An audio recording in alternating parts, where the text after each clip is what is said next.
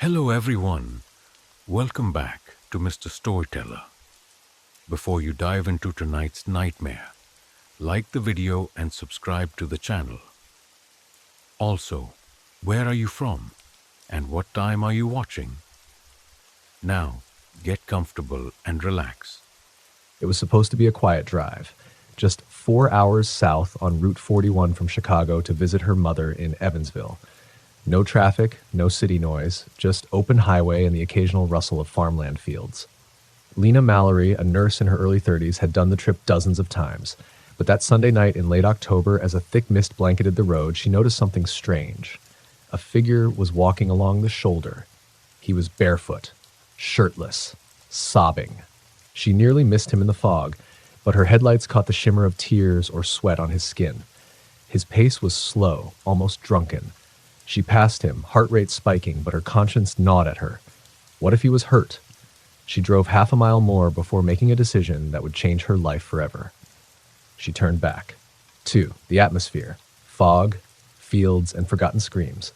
Lena pulled onto the shoulder, flicked on her hazard lights, and cracked the passenger window. "Hey, are you okay?" The man turned. He looked young, maybe mid-20s, but hollow, as though something had scooped out whatever once made him whole. His eyes were bloodshot. He didn't speak, just cried. "Do you need help?" she asked. He nodded once, climbed into her car, and closed the door without saying a word. Lena noted immediately that his feet were covered in cuts and dried blood. He reeked of soil and iron. As she pulled back onto the road, she tried not to gag. "I'm Lena. I can take you to a hospital, or a gas station if you need to call someone." Still, silence, then a whisper. "Don't stop the car." She glanced at him, unease knotting in her stomach. "Why not?" He didn't answer. Lena kept driving, heart pounding. The fog seemed thicker now, and the radio had begun to fuzz with static. Route 41 was desolate, no other cars, no signs of civilization. Just them. The man began to rock slightly, like a child trying to soothe himself. "They'll come back if we stop," he said softly. "Who?" she asked. He didn't respond, only started crying harder. She reached for her phone to dial 911, but it was dead. She cursed. She was sure it had been charged. Her charger, too, seemed lifeless. Even the car clock had frozen. 12 a.m. Something was wrong. She stole another glance at the man and realized he was bleeding. His back was raw, like he'd been whipped. Or clawed. She fought the urge to scream. He began muttering under his breath. She could only catch bits of it. "They live in the fields. They wear your face. Don't stop, don't stop, don't." She tried to calm him. "We're almost at a town. Just a few more minutes." He shook his head violently. "There's no town. Not anymore. Only them." And then he pointed ahead. Lena squinted. A dim glow in the distance, yellowish, flickering like a lantern. Relief flooded her. Maybe a farmhouse. A place to call for help. But the man screamed, "No, turn around!" Startled, she swerved and stopped the car. That's when it happened. From the fields, shadows emerged. Figures tall and thin, moving in perfect silence. Each had a face human but wrong, as if someone had drawn a face on with trembling hands. Eyes too far apart, mouths too wide, and every single one was smiling. "They wear the faces of the last ones they took," the man whispered. They were closing in. Lena fumbled with the gear shift, heart slamming. The man screamed again. No words, just raw terror. She reversed, tires spinning in the soft gravel, and turned the car sharply to head back north. But the road behind them had changed. No signs, no highway, just more field. Endless rows of corn swaying even though there was no wind. "They don't let you leave," the man sobbed, "unless someone takes your place." She stared at him. "What are you talking about?" And he smiled. The tears were gone. She realized it wasn't sweat she had seen earlier. It was the residue of whatever had been wearing his face before he got away. The door flew open on its own, and he lunged out, running full tilt into the mist. Before she could stop him, the figures surrounded him. He didn't scream. He bowed. They accepted him. She turned the car again, the landscape now subtly different. The fog lifted. Her phone rebooted. 12:42 a.m., as if nothing had ever happened. Lena made it to Evansville just after dawn. She told no one. Who would believe her? The news that week reported a young man found in a field near Fort Branch. Unresponsive. His face, they said, was so disfigured by self-inflicted injuries, they couldn't identify him at first. But Lena knew. She saw him. For weeks afterwards, she refused to drive alone at night. Then months. Even now, she avoids Route 41. If she must go, she makes sure to keep her eyes straight ahead. Never look at the shoulder, never stop. Because sometimes you don't pick up a hitchhiker. They pick you. Fear doesn't always come from what we can see, but from the places we think we know.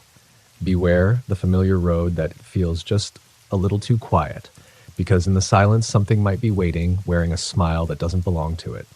Story number 2.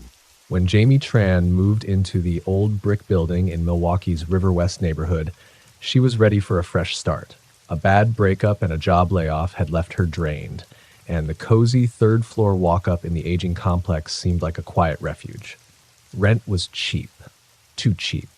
Her only neighbors were a couple on the first floor and a middle-aged woman next door who rarely came out. The super was friendly, though vague when asked about the previous tenant in 3C, the unit across from hers. Place was empty for a while, he said, avoiding eye contact. Guy left in the middle of the night. Left all his stuff. We tossed it. Jamie didn't think much of it. People flake all the time. But on her second night, she heard knocking from inside 3C. Loud. Rhythmic. Then a voice, barely audible through the wall. Let me out. The building was old. Creaky floors, water-stained ceilings, and walls so thin you could hear neighbors cough. Still, something about 3C felt wrong. Cold air leaked from beneath the door. At night, shadows seemed to pool under the doorframe. Jamie asked the super if anyone had moved in. No, still empty. Yet every night between 1:33 and 1:39 a.m., the same knocking began, sometimes loud, sometimes faint, always followed by that desperate whisper, "Let me out." Once she peeked through the peephole. The hallway was empty, but her eyes burned. The longer she stared, the more she saw something. Not a person, more like the suggestion of one. A distortion in the air. A presence. She stopped looking after that.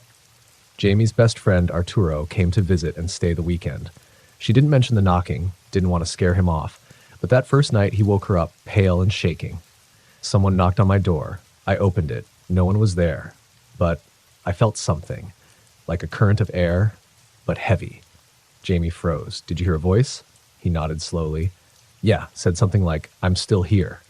The next morning, Arturo insisted they explore 3C.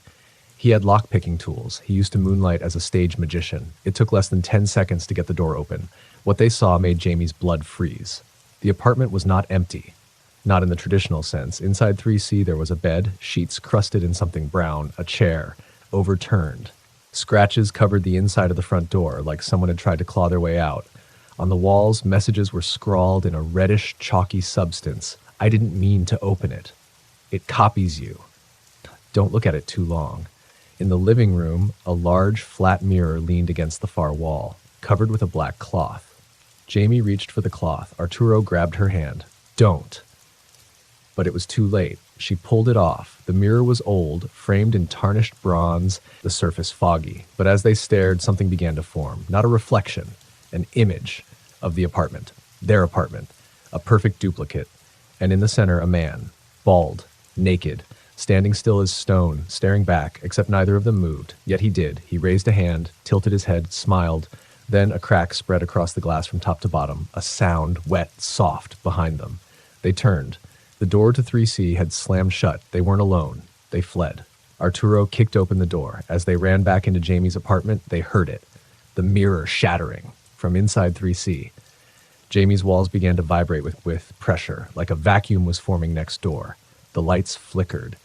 Her reflection in the hallway mirror smiled at her, even though she wasn't smiling. The knocking began again, but this time it was from inside her apartment. She turned toward her bedroom. The man from the mirror was standing there, except it was her face now, wrong, flawed, like a photocopy of a photocopy.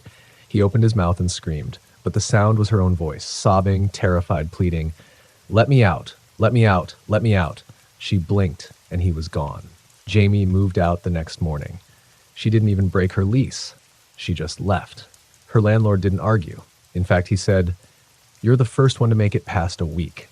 Later, through internet forums and deep dives into local urban legends, she discovered the story of a man named Douglas Crane, a local artist who had lived in 3C. He was obsessed with mirrors, believed they were doors. In 1997, he was found dead in his apartment, starved to death, surrounded by broken glass and diary entries filled with the phrase, "It wears me when I sleep." The unit was sealed for over a decade. until it wasn't. Some spaces aren't haunted, they're inhabited. And sometimes the thing that lives there doesn't want to be seen. It wants to be you. Story number 3. In the dense forests of northern Maine, where cell service fades and the sky feels oppressively close, there are places even rangers won't camp alone. Will Jacobs, a seasonal fire lookout stationed at Dry Hollow Tower, learned that the hard way. It was a 3-week assignment. Simple: watch for smoke, log weather reports, radio in twice a day. The tower hadn't been used since the 1970s, and he was told it had just been refurbished. But as he climbed the narrow steps that first day, something felt off. The tower wasn't just old, it was forgotten. That first night, the wind howled through the cracks in the wood, and Will turned on the shortwave radio, mostly out of boredom. He didn't expect to hear a voice. Please, help. Still here. Dry Hollow, Tower.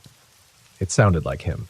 Dry Hollow sat in a basin surrounded by black spruce and pine. The nearest outpost was 12 miles south. Will had no cell reception and only limited contact with the main ranger station through the tower's dusty radio. Days were quiet, just wind creaking beams and rustling underbrush. Nights were louder. The voice returned every night at 1:11 a.m. on, always the same. Help! It's dark here, still here. Dry Hollow, Tower. At first, Will assumed it was atmospheric distortion, an echo of an old transmission, but each time the voice grew more desperate, more personal. One night, the message ended differently. I see you now. That night, he didn't sleep. Will was rational. A former military communications specialist, he knew radios could do strange things. He tried to log it, even recording transmissions on his phone. But when he played them back, there was only static. After the 4th night, Will stopped sending his nightly check-ins. He didn't want them to hear what he was hearing. He began marking the time each call came in. 1:11 a.m., without fail. The voice would plead, beg, and end with the same sentence, "Don't let it wear me again." He wrote it down. He regretted it, because the next morning, the message was scrawled on the inside of his tower's window, backwards, from the outside. He tried hiking down the trail the next day, just to get clear, maybe even abandon the post. But no matter how far he walked, he returned to the base of the tower within an hour. His compass spun aimlessly. His GPS froze. Even the forest smelled wrong, like copper and mold and something wet that wasn't water. Will tried smashing the radio. It continued broadcasting anyway. He tried sleeping during the day, keeping watch at night. That's when he first saw it, a figure standing at the base of the tower, still, staring, identical to him. Every night it got closer, never moving, just appearing a little higher on the steps, until one night he heard footsteps on the stairs, and his voice from the base of the ladder, "You left me here, I want your skin." Will locked the hatch. He sat with his axe, waiting, but he knew it wouldn't help. The thing didn't move like a person. It wasn't bound by walls. The door creaked open. He swung. Nothing was there. But when he looked in the mirror, he kept near the sink. He didn't see his reflection. He saw it, smiling, mouthing the words, "Now we match." The rest of that night was a blur. He blacked out. When he woke, it was morning. Everything was quiet. Too quiet. He tried the radio. Dead. He tried hiking out again. This time, it worked. He returned to the ranger station, unkempt, filthy, delirious. They told him no one had been stationed at Dry Hollow in over 15 years. The tower was dismantled in 2010. Will screamed until they sedated him. Will lives in a VA hospital now. Mostly silent. Refuses mirrors. Draws the tower over and over again on the walls of his room. The staff once recorded him mumbling in his sleep. They cleaned the room afterward. When they played back the audio, it was static. And a voice, his voice, whispering, "Still here, Dry Hollow, Tower." They've since stopped recording him, but sometimes just after midnight, static buzzes through the staff intercoms, and the night nurse swears she heard someone say, "I see you now." The woods hold on to those who listen too closely. Some places aren't haunted, they're hungry. And when you answer a call that wasn't meant for the living, something might just call you back. Story number 4. Sarah and Greg were just looking for a place to sleep. They had been driving across the Midwest, visiting obscure roadside attractions for Greg's niche travel blog. A missed turn and a thunderstorm landed them on a rural detour through Kansas.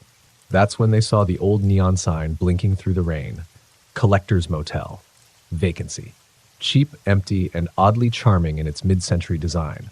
A long single-story building with 12 identical doors. The kind of place time forgot. They checked in at 9:44 p.m. The old man behind the counter had clouded eyes, thick glasses, and a raspy voice. "You're in room 6, he said. "Checkout's at dawn. Don't open the blinds." Greg laughed. "Because of the storm?" The old man stared, then whispered, "No, because of the watchers." Room 6 was plain, 2 beds, faded carpet, a bolted-down dresser. But what unsettled Sarah was the number of mirrors, 1 above the bed, 1 in the bathroom, and a full-length one in the hallway corner. The windows had thick blinds nailed shut. Greg, ever curious, tried peeking through them but couldn't move them an inch. The storm outside intensified. The TV didn't work. No internet. Cell service was dead. Greg made sarcastic remarks. Sarah couldn't shake the feeling of being watched. At 11:16 p.m., someone knocked on the door. 3 slow knocks. Then silence. Greg peeked through the peephole. No one's there. But the mirror in the hallway had fogged up, and a handprint was pressed against it from the inside. Sarah insisted they leave. Greg pushed for them to stay. He wanted to document the strangeness. "This'll get me thousands of clicks," he said. "It's just some weird old man playing games." But she noticed something else. There was no room 7. Between room 6 and 8 was a boarded-up door. No number. Just blackened wood and a faint sour odor. At 1 a.m., Greg set up his camera facing the hallway mirror and went to sleep. At 3:37 a.m., Sarah woke to whispering. Faint, unintelligible. Coming from the mirror, she turned on the light. Greg was gone. The sheets were still warm. The camera was still recording, and in the hallway mirror she saw him. Screaming, pounding on invisible glass, his face twisted in terror, but behind her. She turned around. Nothing. Sarah ran to the front office. The old man was there as if he hadn't moved. "He opened the blinds, didn't he?" the man asked. "No, he disappeared. In the mirror." The man nodded solemnly. "The collector has him now, always looking for the curious ones." He slid a rusted key toward her. "Room 7. You want him back. Go in before dawn." She hesitated. "But that room doesn't exist to most, but he's in there now." Against her better judgment, Sarah took the key and returned. Room 7 was no longer boarded up. The door opened on its own. Inside, there was no room, just mirrors. Thousands of them. Endless. Stretching beyond comprehension, like a hall of reflections that shouldn't physically fit in the space. In every surface, she saw versions of Greg, some begging, some weeping, some wrong. Then she heard it. "Pick the real one, before dawn." She stepped inside, the door vanishing behind her. The collector was not a man. It was a shape, a thing without fixed form. Its body was reflections stitched together, mimicking every guest it had ever stolen. It floated between mirrors, pointing to each Greg with a clawed finger made of glass. "Pick, or you join them." Her heart pounded. One Greg was humming softly, a song they used to sing on road trips, a memory no one else would know. She reached for him. Wrong. The mirror shattered. Glass sprayed across her arms. The real Greg screamed somewhere in the maze. She turned, bleeding, panicking, running. Then she saw him, trapped in a mirror that wasn't reflecting anything else. No background. Just him. She punched through, pulled. Everything around her cracked, like shrieked in 1,000 voices. She fell backwards, dragging Greg through the shards. They awoke at dawn, on the roadside. Alone. The motel was gone. Only a scorched sign remained, half buried in mud. Coors Moel. Greg never spoke about it again. His camera footage was corrupted. His blog never recovered. Sarah had scars on her arms that wouldn't fully heal, shaped like fingerprints. Years later, they heard about a similar motel in Arizona. Same layout, same story. No trace after sunrise. A traveling urban legend, or something older, collecting souls for amusement. Curiosity opens doors best left closed, and mirrors don't always show reflections. Sometimes they show intentions. Story number 5. When Devin Ramirez got the job at St. Augustine General Hospital in Queens, she was relieved. The hours were long, but the pay was good, and after years of nursing school debt, she needed stability.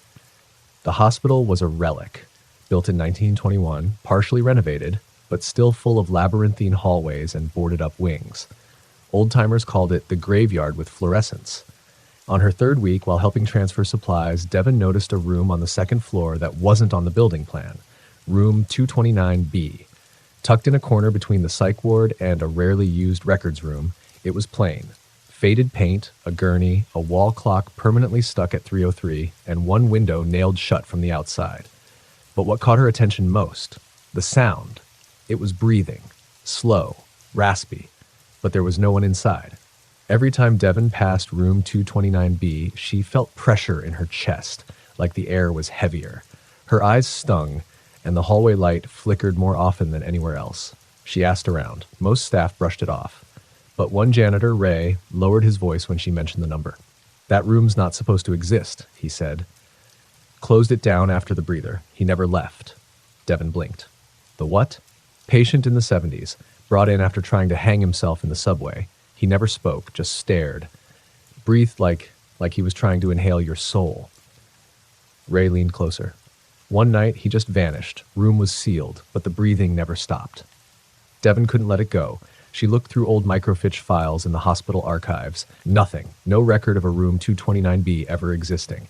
But that night, she dreamt of it. Not as it was, but clean, like brand new. White sheets, a man on the bed, smiling. But when she looked closer, the smile was too wide, and the breathing, wet, unnatural, was the only sound in the dream. The next day, she visited the room alone. She stood at the doorway, listened, inhale, pause, exhale, repeat.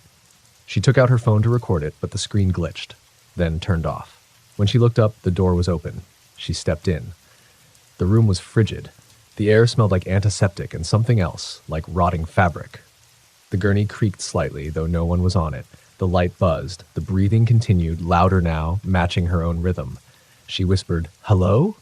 It stopped, and then a voice, ragged and hollow, echoed from the corner, "Take my place." She turned, but there was no one, only the mirror above the sink, where her reflection wasn't moving.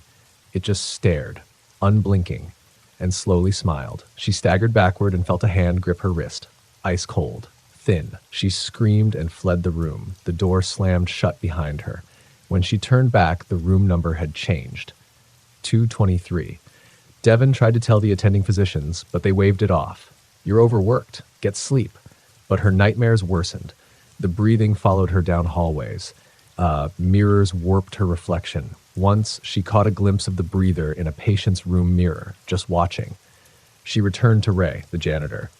"I need to know how to stop it," she pleaded. He sighed. "You can't.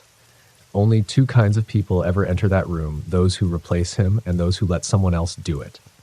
She stared at him, realization dawning. "You opened the door for me." Ray didn't deny it. "I was getting too close," he said. "I needed it off me." She ran, but room 229B never left her. Devon quit, left the city, took a remote job in Oregon, trying to forget, until one day in a clinic hallway, she passed a utility door labeled 229B. The breathing began again. She fell to her knees and wept. She knew what it meant. The room travels. It follows the last person who saw inside until it needs a new occupant. 3 months later, a young nurse in the Oregon facility opened the wrong door and never came back. Devon, now smiling blankly in her hospital bed, breathes in perfect rhythm. Always awake. Always waiting. Some rooms aren't built by architects. They're formed by grief, guilt, and the echo of the lost. And once you step inside, something starts counting your breaths, waiting for the last one. Story number 6. In 1999, 3 amateur urban explorers broke into an abandoned power station in Barrow, Alaska during the polar night. The station had been shuttered since 1987 due to a mysterious electrical fire that injured 5 and left 1 worker in a permanent catatonic state. But what drew them wasn't just the local legend. It was the light. A pulsing white glow seen from the road, coming from the highest window of the station's control room, a building that hadn't had electricity for over a decade. The locals called it the stillborn light. It flashes once every 7 seconds, always in the dead of night. And if you look directly at it, you don't blink again.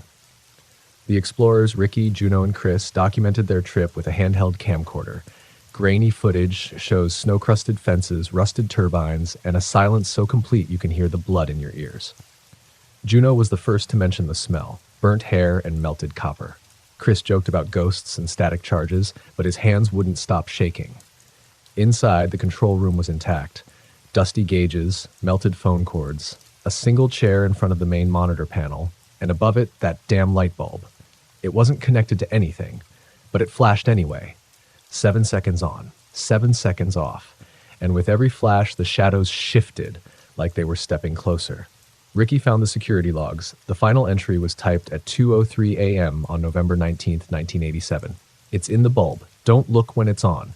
If you do, look away before the seventh flash. Chris looked anyway, for too long. And after the seventh flash, he stopped moving. Eyes wide, pupils gone. He stood there, paralyzed, mouth open in a silent scream. Then his head twitched sharply to the left as if yanked, and he smiled. Not like Chris, like a mask of him was being worn from the inside out. He turned to Ricky and Juno, and the light flashed again. Juno screamed and fled. Ricky tried to help Chris, shaking him, slapping him. Chris only whispered, "It sees through me now. I'm only meat." Then his neck bent impossibly backward, and he crumpled into a heap. Ricky turned to the bulb. It had stopped flashing. It now glowed steady, and inside it something pulsed, moved, stretched. Juno returned with a crowbar and shattered it. The light burst, spraying them with hot glass and a wet black residue that smelled like iron. Chris convulsed violently, then went limp, and all the shadows snapped back to where they belonged. Or so they thought.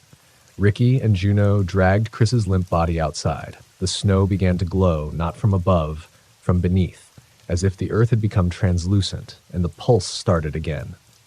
Not from the bulb, but from Chris's mouth. Every 7 seconds, his jaw clicked open and a flash spilled out. Juno wept. It's in him now. Ricky dropped the camcorder and ran. Only Juno made it back to town. Chris was never found. The camcorder was recovered, though burned around the lens. Footage ends on Chris, eyes rolled back, whispering, "It just wanted a body. I blinked too long." Juno never returned to Barrow. She went blind 3 years later. No medical explanation. Before she lost her sight completely, she claimed to still see the flashing in her periphery. Ricky disappeared in 2005 while hiking in Colorado. On his abandoned camera roll, the last photo is of a light bulb lying in snow, perfectly intact, unbroken, and faintly glowing. Now, occasionally hikers in remote areas, particularly in the cold, report a similar phenomenon, a flashing light in the distance, every 7 seconds. If you see it, you can survive, as long as you don't stare through the seventh flash. Not all things born into light want to stay hidden in the dark. Some are still waiting for an eye to open wide enough and never close again. Story number 7. It was a warm September afternoon when Lydia Boone returned to her childhood farm in Winchester County, Virginia, to settle her late father's affairs. The cornfields had long since dried out, and the house sagged under years of neglect. But it wasn't the house that concerned her. It was the field behind the silo, because something was growing there.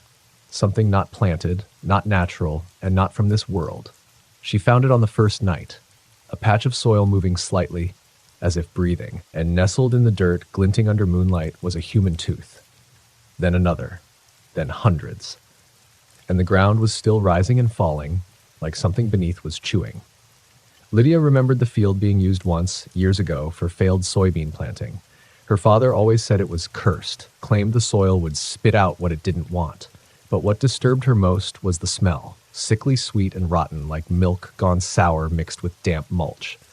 Each day, more teeth appeared. Not fossilized, not bone white, but fresh, with bloody roots, sometimes still warm. She called the sheriff. He laughed it off. Deer bones, coyotes, the earth turns things up. But Lydia had been a dental hygienist for 6 years. These weren't animal teeth, they were adult molars, baby incisors, wisdom teeth, gold crowns. Some were cracked and blackened, others were perfect. Some still had bits of gum attached. She checked her father's old journal. In the last few pages, scrawled and uneven, was one repeated sentence. "It's growing again. I should never have fed it." Below it, a childlike drawing, a wide, tooth-filled mouth in the shape of the field, ringed with corn stalks. Inside the mouth were stick figures, buried. Lydia went to town, asking old locals about it. One drunk at the bar said, "The tooth field? You're telling me that thing still twitches?" Another leaned in, "Your daddy ain't the first to feed it. Won't be the last." We all chipped in once. "What do you mean?" she asked. He smiled, and she saw he was missing every tooth. That night, Lydia dreamt of the field. Only now, it opened like a giant maw, revealing rows of yellowed teeth and a slick, veiny throat. It whispered in a voice that cracked like dry roots. "Feed me. You know the taste." She woke up gagging, dirt under her fingernails, a loose bicuspid in her mouth that wasn't hers. She began digging, not randomly, but guided by a strange compulsion. Her hands moved on their own. The deeper she went, the more she found. Teeth, yes, but also fingers, bits of jaw, tongue tissue. It was a burial ground, but purposeful. like each piece was planted intentionally, like someone had been growing a mouth. And she heard it again, the chewing, rhythmic, slow. Coming from deep beneath the rose, she screamed, and the earth exhaled a hot gust of decay.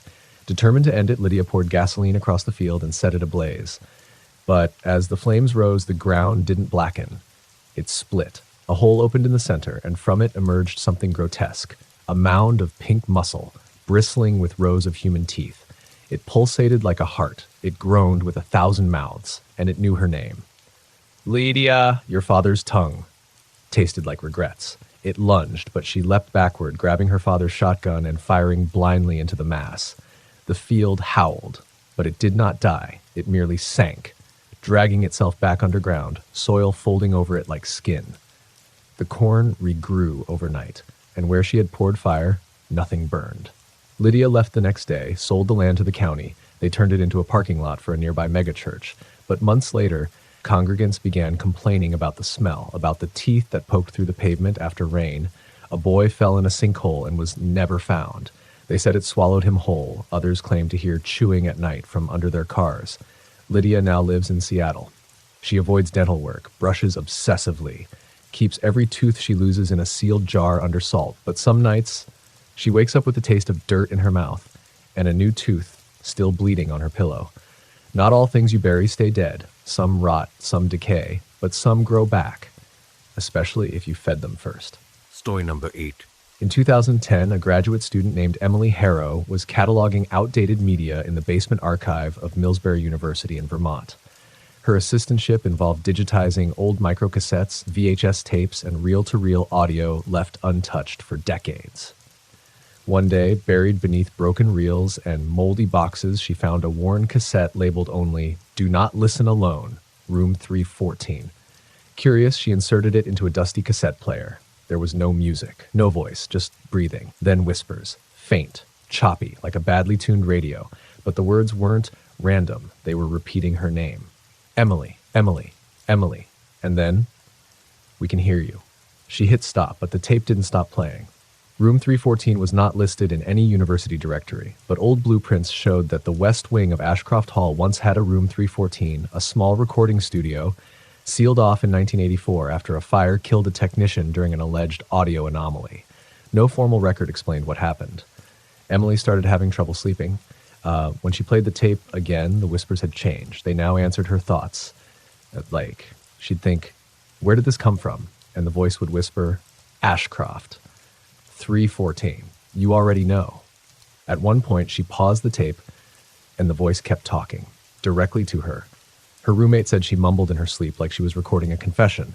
But when Emily listened to herself sleep-talking, she heard a second voice, overlapping hers, finishing her sentences, a voice that sounded like her, only warped, hollow, and amused. Emily sought help from her advisor, Dr. Gillen, who brushed it off as stress-induced paranoia. But later that week, Gillen vanished.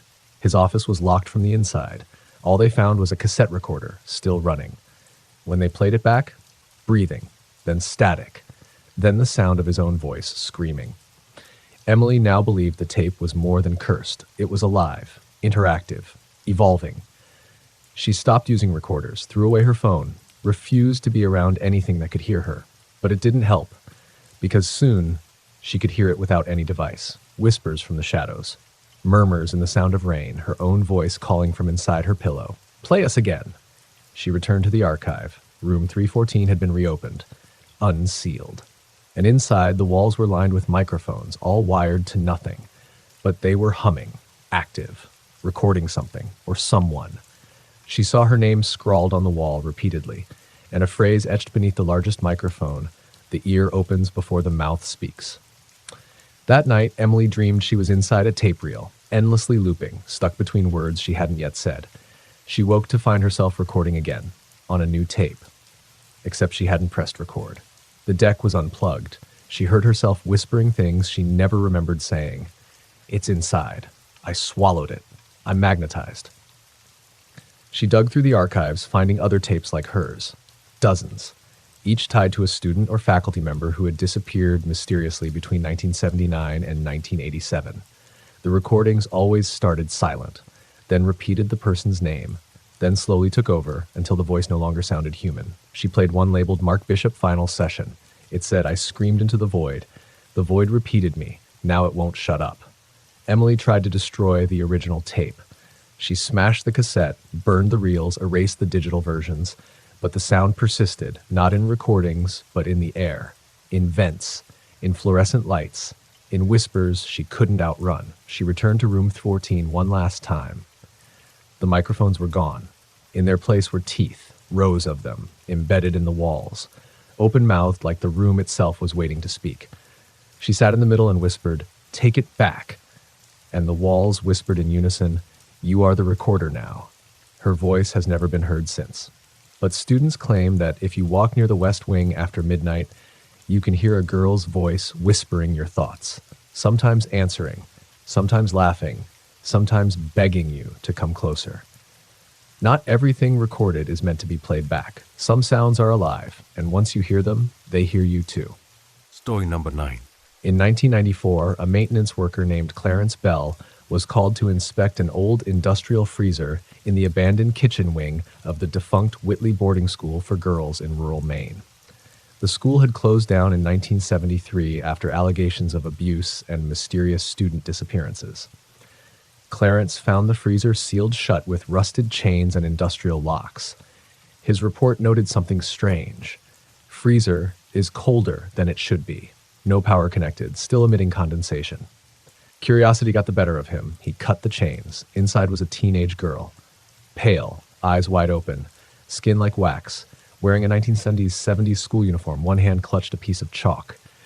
The other was frozen solid to the metal wall. On the interior surface, scratched in thick white chalk, were the words, "Don't wake her." Authorities were called, but the girl's identity couldn't be confirmed. No record of a student matching her description, no fingerprints in any database. She was frozen but not dead, or at least not conventionally so. No decomposition, no rigor mortis. A thin layer of frost coated her eyes. They moved her body to a university forensics lab. Within 72 hours, 6 people involved in the transfer died in unrelated, improbable accidents. Car crashes, electrocution, one woman jumped from a library roof. The chalk message was dismissed. But Clarence, guilt-ridden, returned to the site alone 2 weeks later. What he found was chilling. The freezer had returned, reinstalled in the exact spot. The door, now open, empty. Digging through town records, Clarence found a reference to Room 47, a sealed basement classroom once used for special cases. Whitley was known for strict discipline and rumored occult punishment practices in its final years. He broke in. Inside, everything was untouched. Rotted desks, a blackboard still bearing a Latin phrase, "Somnus est donum, ne eum alferas." Sleep is a gift, do not take it away. Chalk drawings covered the walls, all of the same girl, same face, same uniform, same eyes, wide open, always staring. A handwritten ledger was found under the floorboards listing non-compliant students who were subject to isolation deep. The final entry, name redacted, status froze, failed to forget. Inscription added, "Do not wake her." Clarence went to the police. They laughed him off until he stopped coming to work, and they found his house covered in chalk drawings of the girl's face. No sign of him, only a tape recorder playing back an old school hymn in reverse and freezer burn across the walls. Over the next 5 years, reports emerged of freezers showing up uninvited in gas stations, restaurant kitchens, hospitals, always chained, always humming cold. In every case, someone would open it, and the girl would be gone. But afterward, people described seeing her in bathroom mirrors, standing motionless in snowbanks during summer, inside their fridges when they opened them at night. She never moved until you blinked or turned away, and then she was closer. An old teacher from Whitley confessed on his deathbed that she was the daughter of a cultist who believed she could remember all sins, even the ones the guilty forgot. They locked her away, not to kill her, but to contain what she knew and what she could never unsee. In 2015, an urban explorer live-streamed himself finding the freezer in a condemned movie theater in Providence, Rhode Island. He joked, pried the door open, the girl was inside, eyes open, and she smiled. He screamed. The feed cut. He was never found. The next day, the stream auto-uploaded. It showed the girl crawling out, unnaturally slow. The video had no audio, only silence and static, and then her face, directly into the lens. She whispered, Though the mic wasn't plugged in, you opened me. I won't close again. Thousands watched, hundreds reported nightmares, a few reportedly went mute, and one woman froze to death in her bathtub in 80-degree heat. Now, urban legend warns, never open an unplugged freezer in an abandoned place, especially if it's chained, especially if it's cold with no reason, and especially if on the inside you see chalk words. Some say she only punishes the guilty. Others believe she's forgotten what innocence looks like, and she's looking for someone else to take her place. The body has to stay cold, or the memory starts to burn. Some things were never meant to thaw. Guilt freezes deep, but if you unlock it, be ready to take its place.